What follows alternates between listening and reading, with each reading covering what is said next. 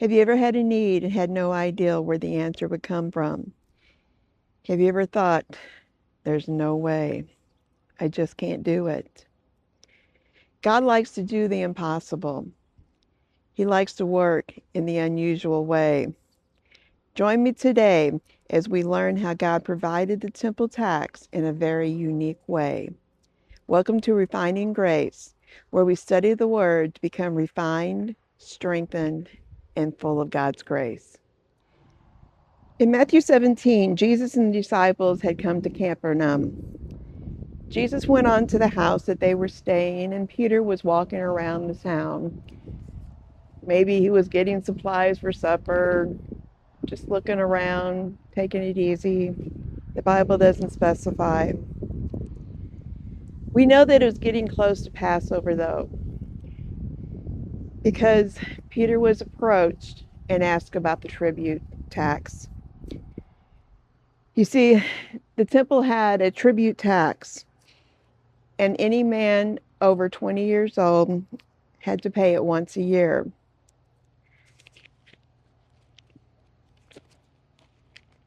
They started collecting this about a month before Passover.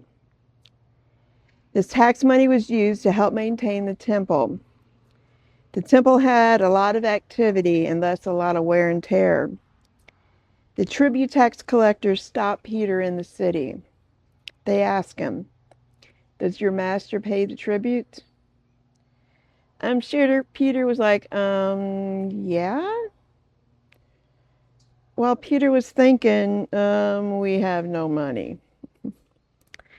I can see Peter saying, "I'll be right back. Just give me a minute," as he was preparing in his mind how they were going to skip town. It doesn't say this, but that's what I would do. So Peter headed back to the house. When he gets into the house, he runs in and he finds Jesus. He's about to tell Jesus his story. And what are we going to do? Are we going to pay this tax? Are we going to leave? What are we going to do? Before he gets a chance to open his mouth, which took some doing on Jesus' part because Peter was a talker, Peter asked him, "What thinkest thou, Simon?" I'm sure Peter's mind was racing about now, going here, there. What are we going to do? How are we going to do this? You know, just like you and me. Jesus finishes his thought and says, "Of whom do the kings of the earth take custom and tribute?" Jesus was saying, if a king wants to repair his castle, repair his home, who does he take tribute from? Does he take it from his kids? Or does he take it from strangers? Does he take it from the people around? Is he going to go and ask his kids, "Hey, you want to fix my house for me?" Jesus wanted Peter to think, did Jesus really need to pay this tax? The temple was the house of God.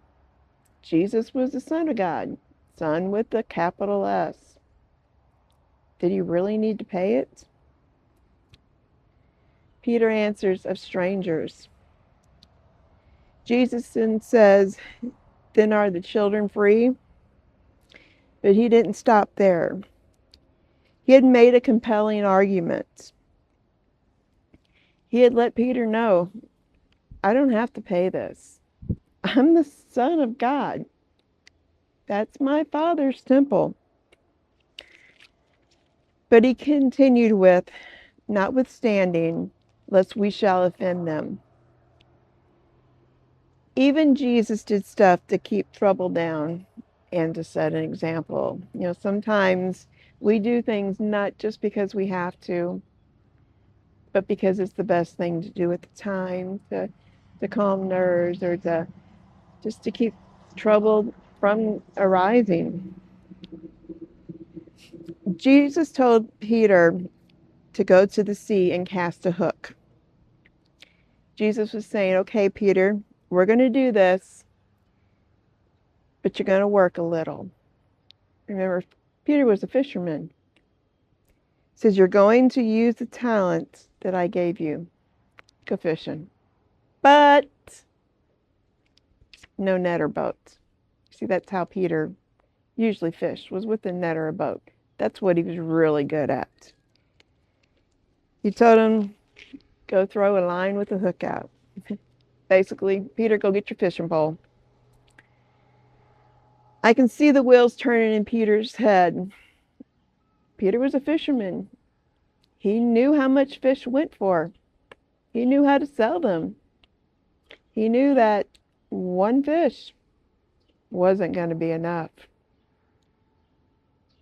So he's probably thinking, okay, but if I get in the boat, I can bring in a net full, then we can sell them.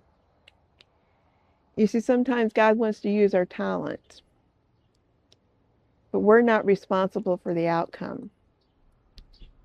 Because if we can do it in ourselves, then it's not a miracle. It's when God steps in that it's a miracle. So God told him, I'm going to use your talent, but I'm not going to rely on your talent.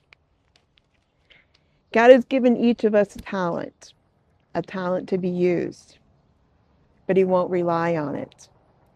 If we can do it in ourselves, it's not a miracle.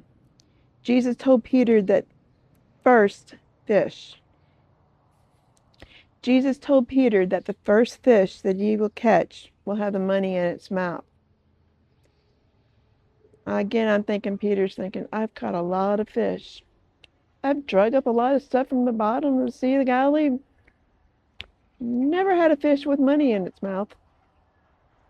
Fish hooks, other things. Money, that's a new one. So Peter goes fishing. He catches a fish. And in its mouth was the money. The exact money needed to pay him and Jesus' tribute tax. Here's a little side note that's a bonus. There were 13 males total in Jesus' group. Jesus and the 12 disciples. Remember, if they were over 20, they had to pay the tribute tax every year. Jesus told Peter to only go and pay his and Peter's taxes. He wasn't leaving the other ones undone. You see, according to the Bible, Peter was the eldest. We know that Peter was at least around 30 years old because he had a mother-in-law. They got married usually around 30 years old. We know he had a mother-in-law because Jesus healed Peter's mother-in-law. It is, in tradition, Bible tradition, it states that John was the youngest. It is believed that John was about 15 years old when Jesus called him. A kid, a teenager. Now, if you didn't have to pay the tribute tax unless you were 20, that means the other 10 were also under 20. So Jesus and Peter went around with 11 teenagers. You ever been in a youth group? Lots of fun. I did love my years doing children's and youth. It's amazing. I still do youth. But Jesus didn't wait till people thought they were usable. He got them and he trained them, just like he will do us. So Jesus used a bunch of kids to change the world. It actually says he turned the world upside down. This bunch of kids. If God can use a bunch of kids, how can he use you and I? God gave each of us a talent, an ability to do something.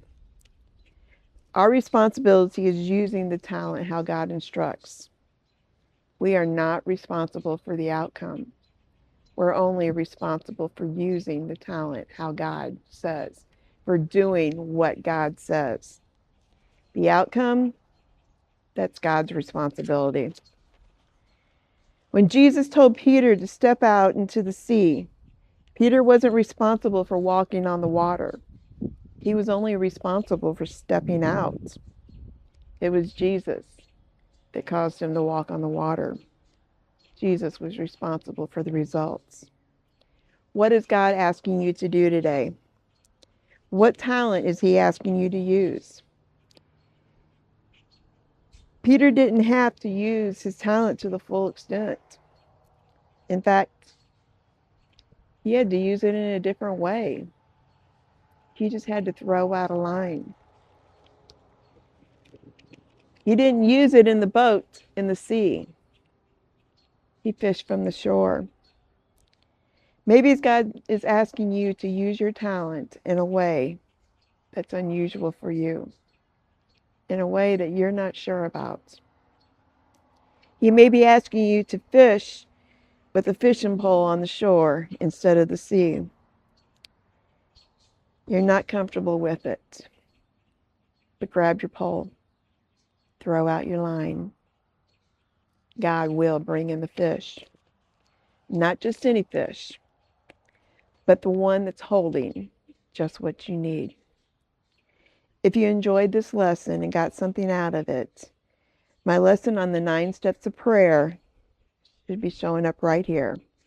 May the Lord bless and keep you. May he make his face to shine upon you and give you peace. Thank you.